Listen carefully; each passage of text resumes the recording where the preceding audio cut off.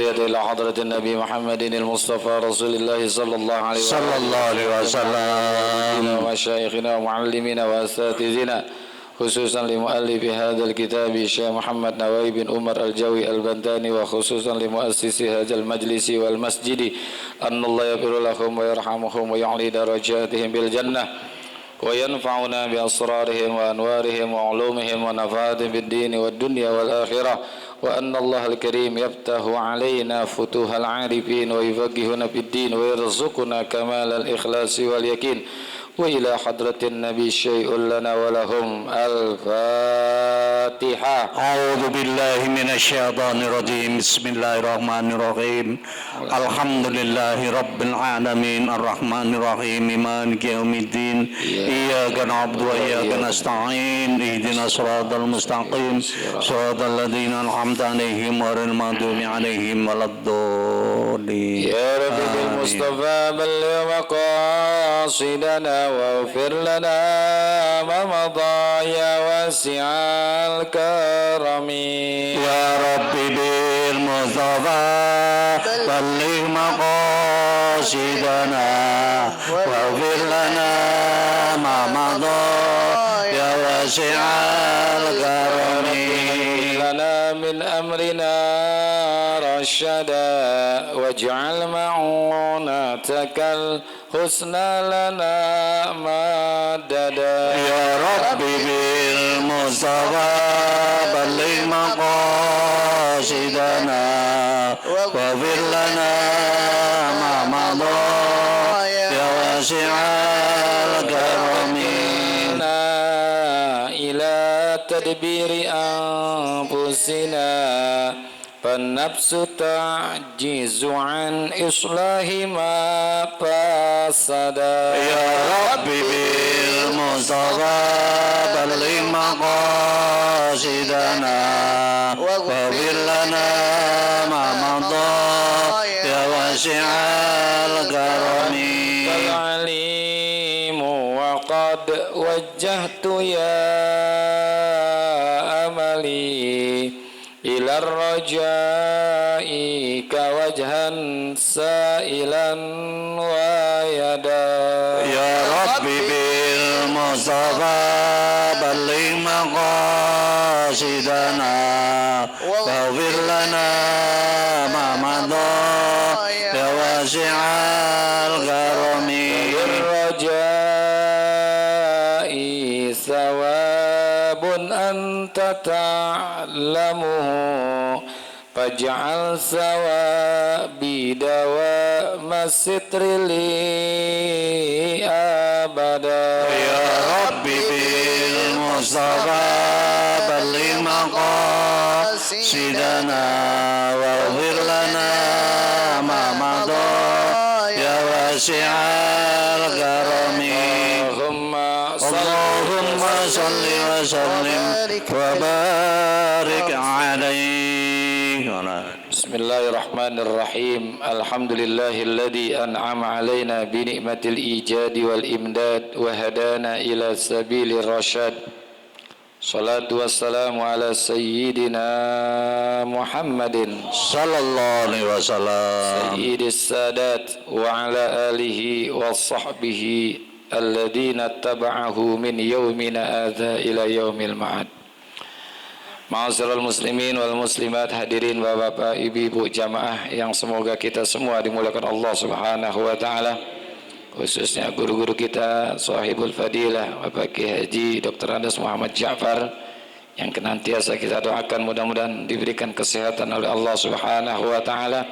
Guru kita Ustaz Abdul Hamid Mustafa Al-Hafidh, Ustaz Didan dan juga Bapak Haji Basrain dan segenap pengurus Masjid Jami Baitul Falah yang semoga semua dimuliakan Allah Subhanahu wa taala. Syukur alhamdulillah pagi hari ini Allah masih berikan kita karunia nikmat iman, Islam, hidayah, taufik, sehat, afiat sehingga kembali hadir di majlis yang penuh keberkahan ini.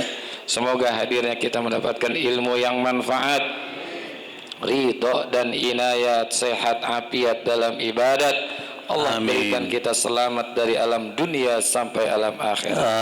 Amin. Wa bisanadil muttasili ilal imami muhaddisi rahimahullahu ta'ala wa adaman naf'a bihi wa bi barakati ulumihi wa bikum fid daraini amin. Qala radhiyallahu ankum wa qala sallallahu alaihi wasallam awhallahu ta'ala ila Musa ibni Imran alaihi massalamu ya Musa man lam yarda biqada'i wa lam yasbir ala bala'i wa lam yashkur ni'mai atau ala ni'mai fal yakhruj min baina ardi was samai wal yatlub lahu rabba siwaya. Rasulullah sallallahu alaihi wasallam bersabda, "Auhallahu ta'ala ila Musa bin Imran alaihi wassalam." Allah pernah atau telah berfirman Allah Ta'ala kepada Nabi Musa alaihi salam. Itu bacaannya ya. Kepada Imran bin Musa alaihi salam. Ya Musa, man lam yarda biqada'i wa lam yasbir ala bala'i wa lam yashkur ni'mai. Wahai Musa, siapa saja orang yang tidak rela dengan keputusanku dan tidak sabar dengan ujian dan cobaanku dan tidak juga bersyukur terhadap nikmat-nikmatku, fal yakhruj min baina ardi was samai, maka persilahkanlah olehnya keluar di antara bumi dan langitku. Wal yatlub lahu rabban siwaya, dan carilah untuk dirinya Tuhan selain diriku.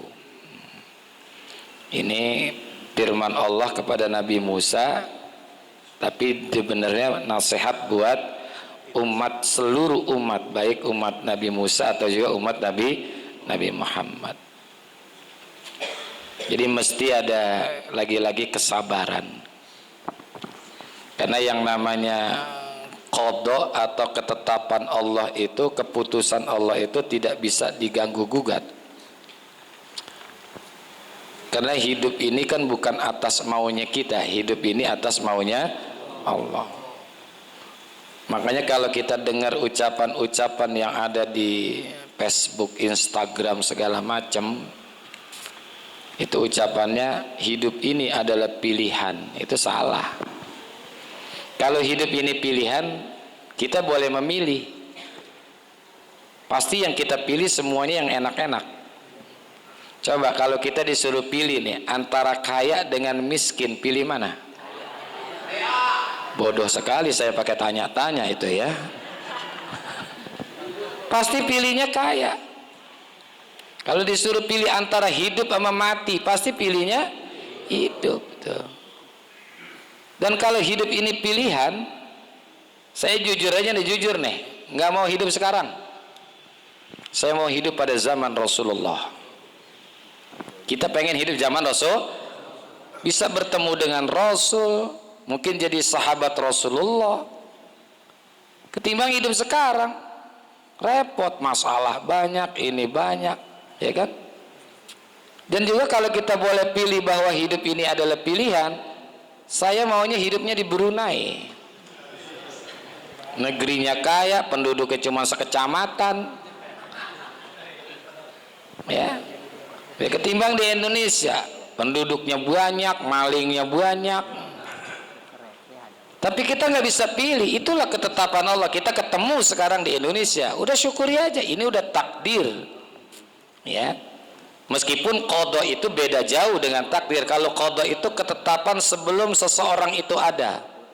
Bahkan sebelum alam itu ada, qadanya udah ada. Ini kita duduk di Majlis Ta'lim Ukhuwah Islamiyah pada hari Ahad tanggal 12 ya. Jam sekian, jam 8 di Masjid Baitul Falah. Ini udah ada ketetapannya bahwa si fulan itu akan duduk di masjid itu pada hari ini jam ini nih, udah ada ketetapannya. Maka dalam akidah kita tidak dikenal dengan istilah kebetulan. Tumben ngaji lo, iya kebetulan aja gue lagi kerja. Nggak ada kebetulan, emang udah ketetapan dia duduk situ. Itu yang namanya qada. Nggak dikenal istilah kebetulan atau iseng-iseng. Nggak ada iseng-iseng, mana ada iseng-iseng. Ini udah ketetapan Allah. Nah, kejadiannya namanya takdir. Jadi qada itu ketetapan semuanya tuh, yang sebelum kita ada alam ini ada, udah ada si fulan nasibnya begini. Ya, udah tersurat lah, kalau sekarang tersurat, udah catatannya. Kita jadi apa, udah ini mah ketetapan. Kejadiannya sekarang namanya takdir. Iza ja'al qadaru amyal basaru. Kalau takdir sudah terjadi, butalah mata ini. Udah nggak bisa kita rubah lagi. Nah, makanya kita terima udah ketetapan Allah. Meskipun keinginan kita selalu pengen yang enak-enak. Nggak ada orang nggak pengen enak. Semuanya pasti pengen enak. Tapi kita yakin pilihan Allah itulah adalah pilihan yang terbaik. Pilihan Allah itu adalah pilihan yang terbaik. Pasti itu. Nggak mungkin pilihan Allah itu salah. Semua apapun yang kita ada punya, lakukan, semua adalah qadanya.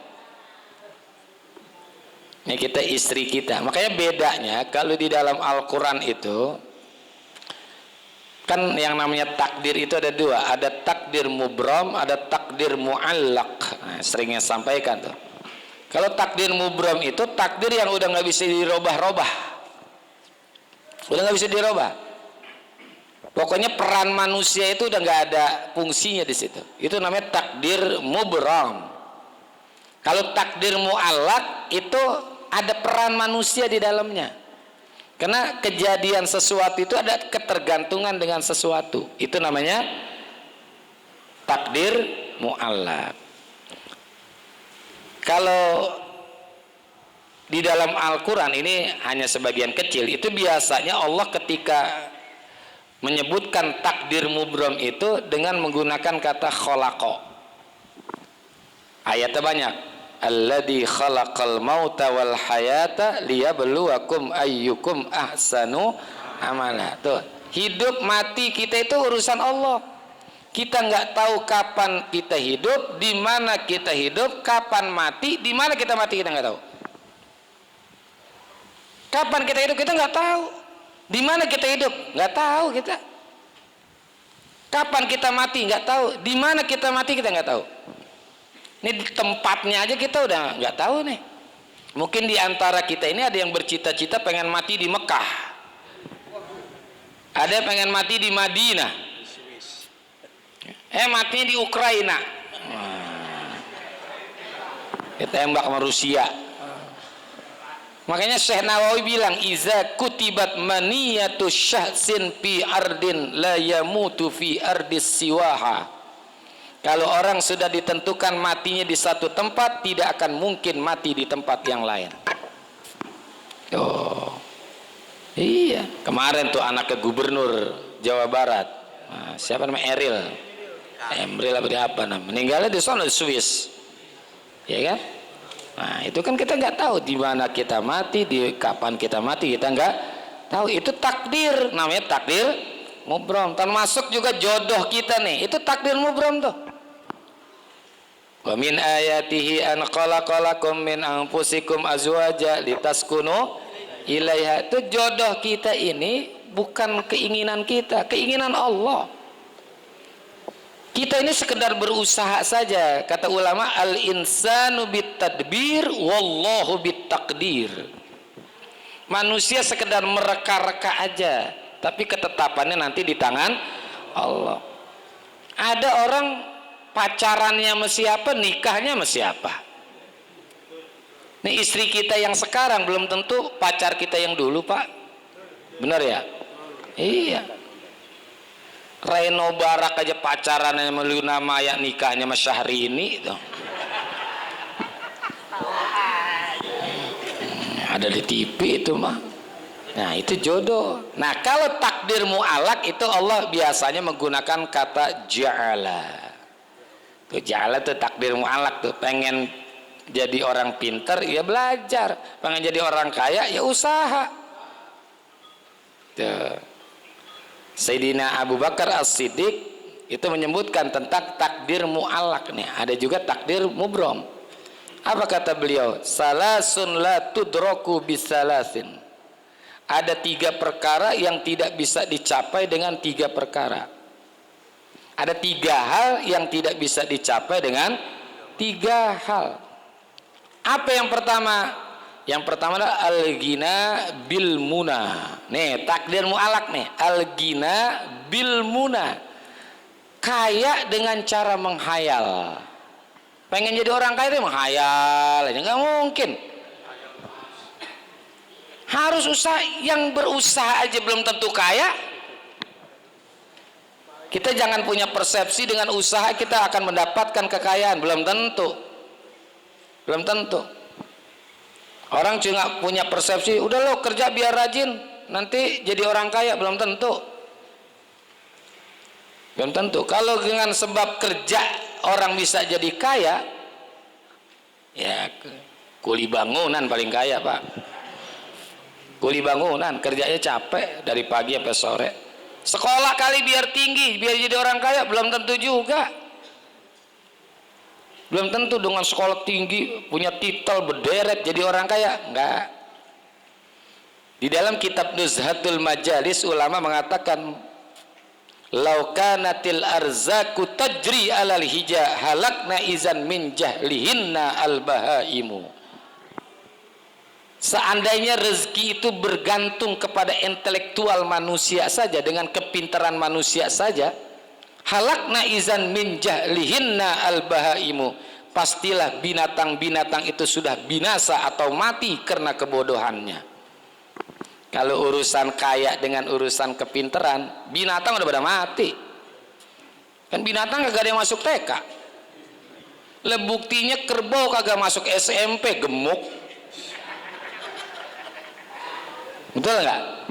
Jadi bukan karena sekolah tinggi gitu, atau karena jam kerjanya kita tambahkan supaya jadi orang kaya, belum tentu juga. Mau lembur berapa kali juga sehari nggak bakalan bisa kalau Allah belum tentukan jadi orang kaya. Kalau alasan kerja lama atau jam kerja ditambahkan dia bisa jadi orang kaya, warung kopi 24 jam lah paling kaya, no. Nggak pernah tutup tuh warung kopi. Bisa ngalahin KFC, McDonald, Hoka-Hoka Bento, ya kan? Nah, jadi yang namanya kaya itu diusahakan. Makanya kata Sayyidina Abu Bakar tadi gitu, al-ghina bil muna, nggak mungkin bisa dicapai kekayaan dengan cara menghayal. Yang kedua, nah ini takdir mubrom nih, asyabab bil khidab. Masa muda tidak bisa dicapai dengan cara menyemir rambut. Pengen balik muda lagi gitu disemir rambutnya, nggak bakalan bisa. Tetap akan kelihatan tuanya. Rambut boleh hitam, jalan goyang ya.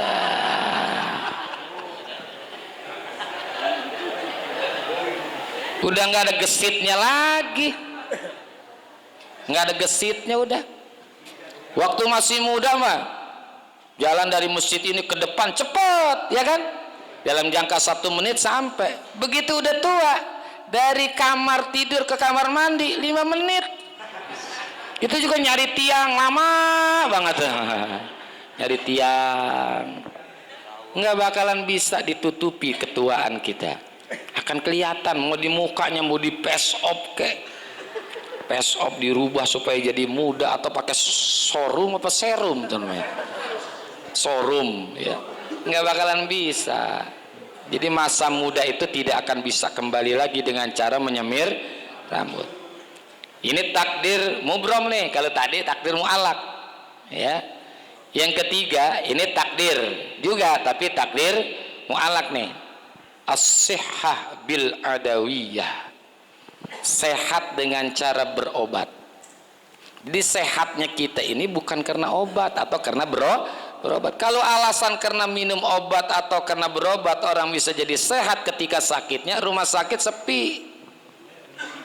Buktinya rumah sakit kagak ada kosong-kosongnya, masih ada aja yang sakit setiap berobat. Masih aja sakit, kan begitu. Nah, sembuh itu datangnya dari Allah. Kita sekedar berusaha.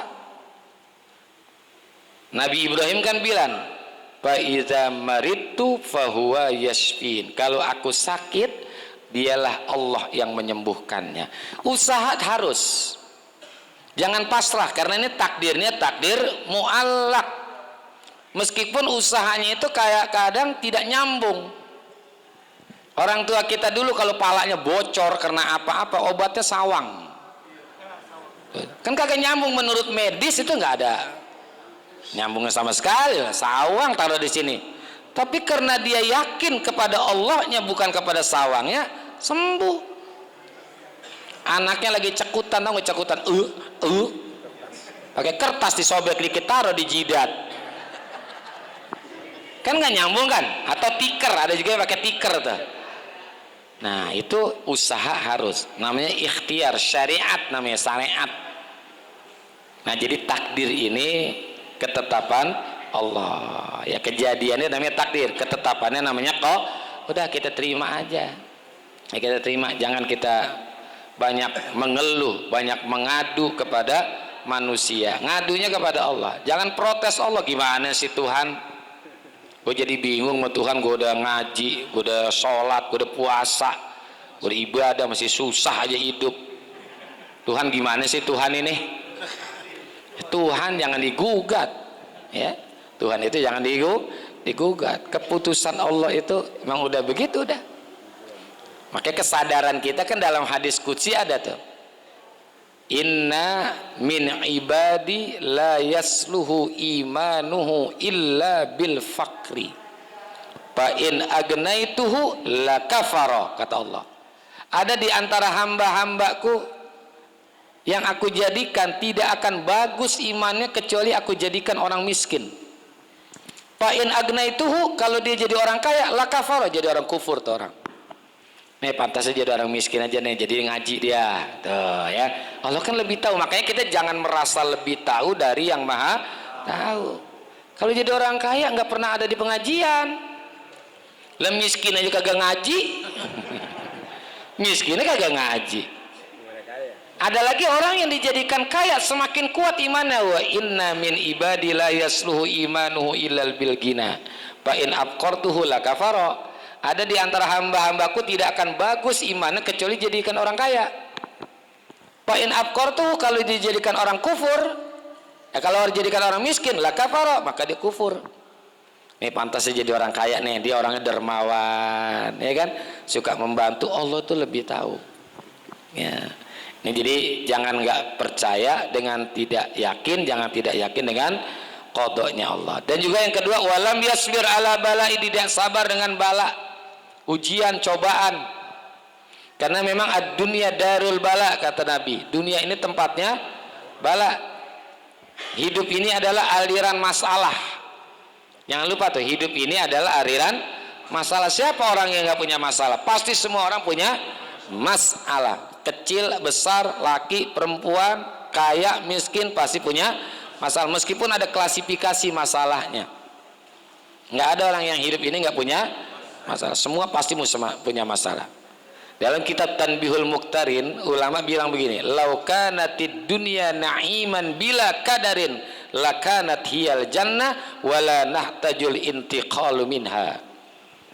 Lau kanatid dunya na'iman bila kadarin, kalau saja dunia ini isinya semuanya nikmat, bila kadarin, kagak ada susahnya, lakanat hiyal jannah, jadilah dunia itu sebagai surga. Wala nahtajul intiqalu minha, dan kita tidak butuh lagi untuk keluar dari dunia. Udah pengen mati. Kalau dunia ini semuanya enak, kagak ada yang mau mati. Nggak ada yang pengen keluar dari dunia. Lah susah aja kagak mau mati. Susah aja kagak mau mati. Ini semua kan kita pengennya panjang umur aja. Padahal hidup susah kan, malah hidup Hidup ini kan capek. Apa nih hidup yang kagak capek coba? Makan capek kalau kekenyangan, tidur juga capek. Apa yang kagak capek? Semuanya capek. Tapi kita kan nggak selalu pengen mati, tetap pengen hidup. Jadi dunia ini memang begitu. Kan Imam Ali bilang, man arafad dunya hanat lahul musibah. Siapa orang yang sudah mengenal eksistensi dunia, maka ringanlah segala musibah. Ya emang dunia begini udah. Makanya nggak usah nyari-nyari dunia. Orang kita udah di dunia, nyari-nyari dunia ngapain? Mau kemana? Mau nyari dunia? Nyala dunia. Kita udah tinggal di dunia, ngapain nyari-nyari dunia? Udah santai aja hidup. Nggak usah repot-repot. Ya kan? Nah, kita ini santai hidup. Jangan terlalu dijadikan beban. Lepas aja. Punya duit, punya motor, ada duit, beli bensin. Kalau nggak punya duit, jual. Nah, santai aja, santai. Iya, kalau bensin mahal sekarang, ya udah jual motornya. Lah, saya ntar kalau mau kemana-mana gimana mau kerja? Ya ada angkot, Gojek, Grab kan ada kan ya? Angkot ada. Gitu. Saya nggak punya duit nih, bakal naik angkot, naik Grab. Ya udah jangan kemana-mana, di rumah aja. Ngapain ribet-ribet? Lah kalau saya di rumah saja, ntar anak saya, istri saya makan apa? Ya kalau bisa jalan kaki berangkat kerja. Jalan kaki. Lah tempat kerja saya jauh Ustaz. Ya balik pulang. Balik pulang udah. Lah ntar saya makan apa sama istri pada? Ya kalau ada dimakan, kalau kagak puasa. Kan Nabi bilang gitu, kalau ada makan, kalau nggak ada puasa. Lah kalau saya puasa terus ujung-ujungnya mati, ya kuburin. Puyang-puyang amat sih hidup. Ini saya nyeneng-nyenengin buat orang susah.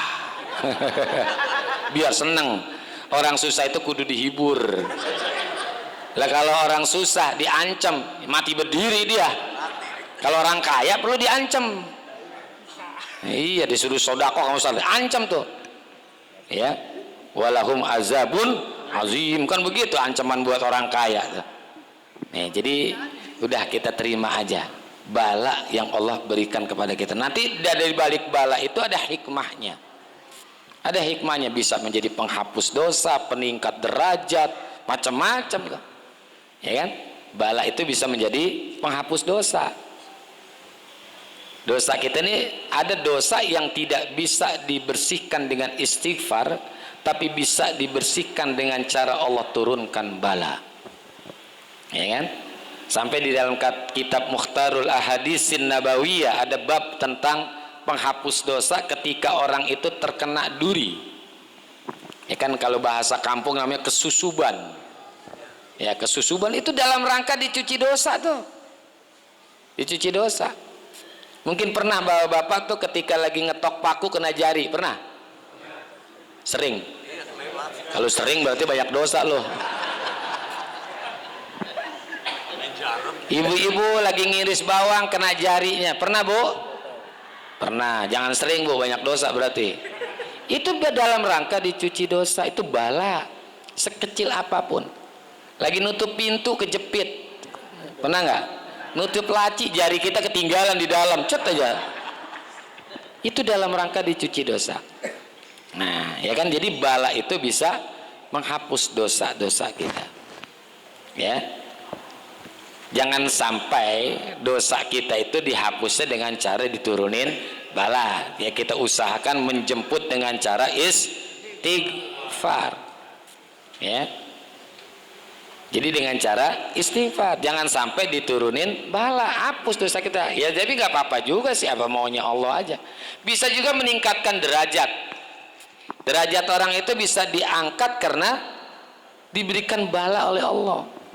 Dalam kitab Tanbihul Muqtadin ada tuh orang yang penyakitnya waduh luar biasa parahnya, sampai Nabi Musa ini bingung, ya Allah, dia kan orang rajin ibadah, kok dikasih bala sampai kayak gitu? Sakitnya sakit luar biasa. Apa kata Allah? Karena ada sesuatu yang dia inginkan, satu derajat yang tidak bisa dicapai dengan ibadahnya itu kecuali aku turunkan bala kepada orang itu. Tuh, jadi bisa ningkatin derajat, ya kan? Jadi bala ini udah kita terima aja. Kesusahan hidup itu namanya hidup ya ada susahnya. Kalau mau senang mulu ya susah ya. Nah, jadi kalau mau senang mulu ya susah. Ya susah itu harus hidup. Nah, ya jadi hidup. Walam yaskur ala ni'mai, dan tidak bersyukur terhadap nikmatku. Ya, jangan kita nggak mensyukuri nikmat. La in syakartum la azidannakum wa la in kafartum inna azabi lasyadid. Wa ma bikum min nikmatin faminallah, kan jelas tidak ada satupun nikmat yang kamu miliki itu kecuali sumbernya dari Allah. Semua apapun yang ada pada diri kita itu semuanya nikmat. Makanya kita jangan suka curiga kepada Allah, ya kan? Kalau kita udah kenal Allah, kata ulama, man arafallaha azzala tuhmah wa qala kullu fi'lihi bil hikmah. Siapa orang yang sudah mengenal Allah, azzala tuhmah, suudzonnya akan hilang daripada dirinya kepada Allah, nggak ada, selalu husnuzon. Wa qala kullu fi'lihi bil hikmah, dan ia selalu mengatakan apapun yang Allah lakukan pasti ada hikmahnya. Ada hikmahnya. Semua nikmat itu pasti ada hikmahnya, sekecil apapun nikmat. Cuman orang-orang yang tidak mengenal Allah, artinya orang-orang yang ingkar kepada Allah, yang selalu curiga. Dalam Al-Quran tuh, innallaha la yastahi ayyadriba masalam ma ba'udatan fama fawqaha fa ammal ladina amanu faya'lamuna annahul haqqu bir rabbihim wa ammal ladina kafaru fayaquluna maza aradallahu bihadza masala yudillu bihi katsira wa yahdi bihi katsira wa ma yudillu bihi illal fasikin. Itu Allah ketika menciptakan sesuatu apapun, orang-orang yang beriman udah tahu ini pasti ada hikmahnya nih. Sekecil apa tuh? Masalan maba'udotan, sekecil nyamuk. Ya sekecilnya nyamuk. Wa ammal ladina kafaru, adapun orang-orang yang ingkar kepada Allah, fayaquluna maza aradallahu bihadza masalah. Mereka tuh bilang, maunya apa sih Allah segala nyamuk dibikin? Yudillu bihi katsira wa yahdi bihi. Nah, sebab itu banyak yang sesat tuh. Padahal adanya nyamuk, lalat, apa aja binatang-binatang itu kan nikmat. Bagi orang lain mungkin nikmat, bagi kita enggak. Bisa jadi sebaliknya. Jadi semua nikmat itu mesti kita syukuri. Ya, sampai kita bersin, itu nikmatnya tuh. Karena ketika kita bersin itu kan gerakan tubuh kita mati sebentar. Maka setelah bersin hidup lagi, kita ucapin alhamdulillah. Itu kalau ada orang bersin, Pak, sebetulnya gerakan hidupnya mati itu sesaat dia dalam keadaan bersin. Mati. Berhenti. Maka ketika selesai bersin hidup lagi dia. Alhamdulillah. Coba kalau kita bersin kagak jadi, enak nggak?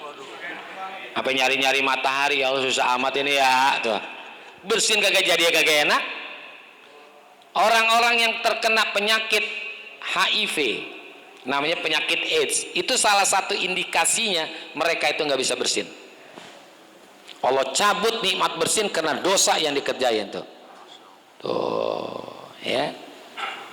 Tuh Allah tadi ciptain lalat, itu ada hikmahnya. Bahkan orang-orang yang apa sih ilmu tentang binatang namanya apa tuh? Hah? Paleontologi ya namanya, pokoknya gitu dah. Dia punya keahlian mendeteksi tuh, namanya lalat itu, kata dia bisa mendeteksi mana makanan yang bagus, mana makanan yang tidak bagus. Dia tahu mana makanan racun, mana makanan yang tanpa racun. Tahu dia. Yang tahu lalat. Pernah diadakan observasi, apa sih namanya, percobaan lah gitu, eksperimen. Dimasukkan tuh binatang lalat itu ke dalam satu tabung, diletakkan di dalam tabung itu makanan yang ada formalin, ada makanan yang tanpa formalin. Dimasukin laler. Ternyata lalat itu tidak mau nempel pada makanan yang ada formalinnya. Kalau menurut kita, oh makanan bersih nih, nggak ada lalatnya. Oh kata lalat, jangan lu makan, ada racun ini, formalin. Justru lalat maunya menempel pada, hinggap dia pada makanan yang tanpa formalin. Itu makanan bersih. Makanya ibu-ibu suaminya kalau dikerubutin laler ya alhamdulillah. Nggak ada formalinnya. Itu dikasih tahu melalat. Tuh, jadi nggak ada yang sia-sia, ya. Jadi udah kita syukuri nikmat Allah. Janjinya la in syakartum la azidannakum. Ya, nikmat kita bisa ngaji. Ntar ada nikmat lagi setelah ngaji, ini ada kegiatan apa? Itu nikmat yang Allah balas dari ngaji kita. Jadi kalau ada orang berbuat kebaikan, malah kemudian berbuat kebaikan lagi, kemudian berbuat kebaikan lagi, ini ditambahin lagi di sini. Tuh, nikmatnya tuh, ya. Nah, kalau tidak mensyukuri, fal yakhruj min baina ardi was samai. Kalau enggak syukur nikmat, enggak sabar bala, enggak percaya kepada qada, kata Allah, fal yakhruj, keluar min baina ardi was samai, di antara langit dan bumiku. Mau keluar kemana lagi? Kolong langit cuma satu. Artinya jangan hidup lo di bumi, lo mati aja mendingan dah. Ya. Wal yatlub rabban siwaya, wal yatlub lahu rabban siwaya, dan carilah untuk dirinya itu Tuhan selain aku. Cari Tuhan yang lain, jangan Tuhan yang aku dah. Kalau kagak sabar, kagak terima, tidak syukur terhadap nikmat. Tidak syukuri nikmat Allah, sabar terhadap bala, kita terima terhadap ketetapan Allah. Wa qala an-nabiy sallallahu alaihi wasallam wallahu a'lam bisawab. Terima kasih, mohon maaf. Terima kasih juga atas doa-doanya. Alhamdulillah saya waktu malam Jumat kemarin sudah kembali ke tanah air, meskipun saya harus membeli tiket sendiri karena mestinya saya hari ini baru berangkat dari Mesir. Tapi saya karena janji dengan para jamaah, saya beli tiket sendiri pulang dah. Kemarin akhirnya sampai malam Jumat, ya sore jam 4 saya sampai. Alhamdulillah berjalan dengan lancar. Mudah-mudahan ini yang hadir bisa melaksanakan ibadah umrah, Amin, bisa ya Allah. melaksanakan ziarah ke makam Rasulullah sallallahu alaihi wasallam. Terima kasih. Hadanallahu wal jama'in. Wassalamualaikum warahmatullahi wabarakatuh. Waalaikumsalam.